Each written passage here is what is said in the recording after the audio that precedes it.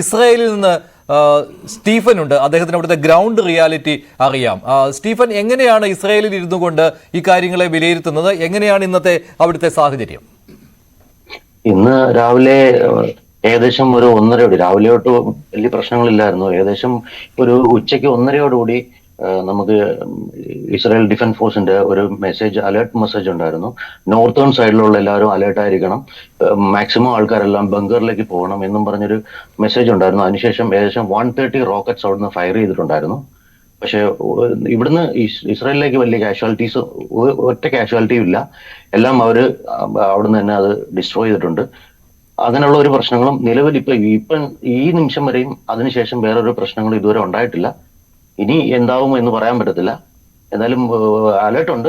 IDF already, ഇപ്പം defence force already നമ്മളോട് പറഞ്ഞിരിക്കുന്നത് നോർത്തേൺ സൈഡിലുള്ള എല്ലാവരും ഷെൽട്ടറിലും അല്ലെങ്കിൽ മാക്സിമം നിങ്ങൾ സെക്യൂർഡ് ആയിട്ടുള്ള സ്ഥലത്തേക്കും പോവുക. പിന്നെ അവരുടെ IDFന്റെ സ്ഥിരമായിട്ടുള്ള സംഭവങ്ങൾ വരുമ്പോൾ എടുക്കേണ്ട പ്രിക്കോഷൻസിൽ അവർ പറയുന്നുണ്ട്. ഇന്നും നാളെയും, പ്രത്യേകിച്ച് ഇന്നും നാളെ ഇവിടെ ഷബാത്താണ്, ഇവിടുത്തെ ഹോളിഡേ ആണ്. അപ്പം മാക്സിമം ട്രാവൽ ഒഴിവാക്കുക, മാക്സിമം എല്ലാവരും ബംഗറിലേക്ക് തന്നെ നിൽക്കുക എന്നാണ് അവർ അറിയിച്ചിരിക്കുന്നത്. സ്റ്റീഫൻ, ഒരു കാര്യം, ഇപ്പോൾ ഈ ഹിസ്ബുള്ളയ്ക്ക് നേരെയുള്ള ഈ പേജർ വോക്കി ടോക്കി ആക്രമണങ്ങൾക്ക് ശേഷവും ഇപ്പോൾ വ്യോമാക്രമണം നടക്കുകയാണല്ലോ. പക്ഷേ ഇത് അതിനു മുൻപും ഉണ്ടായിരുന്നുവല്ലോ, അങ്ങോട്ടും ഇങ്ങോട്ടുമുള്ള ഇസ്രായേലിൽ നിന്ന് ലെബനന് നേർക്കും അതുപോലെ തന്നെ ഹിസ്ബുള്ള തിരിച്ചിങ്ങോട്ടും ഇത്തരത്തിലുള്ള ആക്രമണങ്ങൾ ഉണ്ടായിരുന്നുവല്ലോ. അപ്പോൾ അതിന്റെ ശക്തി കൂടുകയാണോ ഇപ്പോൾ ചെയ്തിട്ടുള്ളത്? എങ്ങനെയാണ് ഈ പേജർ ആക്രമണങ്ങൾക്ക് മുൻപും പിൻപുമുള്ള അവസ്ഥ?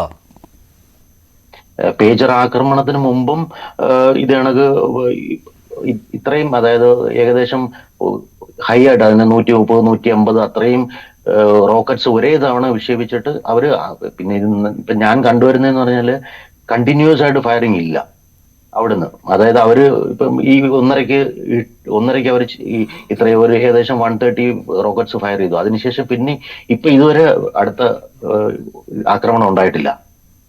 അപ്പോൾ ഈ വടക്കൻ പ്രദേശം എന്ന് പറയുമ്പോൾ ലെബനനുമായിട്ട് അതിർത്തി പങ്കിടുന്ന പ്രദേശം, അവിടെയാണ് ഇപ്പോൾ ഈ സുരക്ഷാ മുൻകരുതൽ എടുത്തിരിക്കുന്നത്, മുന്നറിയിപ്പുകൾ നൽകിയിരിക്കുന്നത്, ഇല്ലേ? താങ്കൾ ഏത് പ്രദേശത്താണ് ഉള്ളത് ഇസ്രായേലിന്റെ? ഞാൻ ഗാസയുമായിട്ട് ഷെയർ ചെയ്യുന്ന കിരിയാത് ഘാട്ട് എന്ന് പറഞ്ഞ പ്രദേശത്താണ്. അത് ഞാൻ ഏറ്റവും ഇങ്ങേ സൈഡിലാണ്, അതായത് നോർത്തിലാണ് ഇപ്പോൾ ഏറ്റവും കൂടുതൽ പ്രശ്നമുള്ളത്. ഞാൻ സൗത്ത് സൈഡിലാണ് ഉള്ളത്.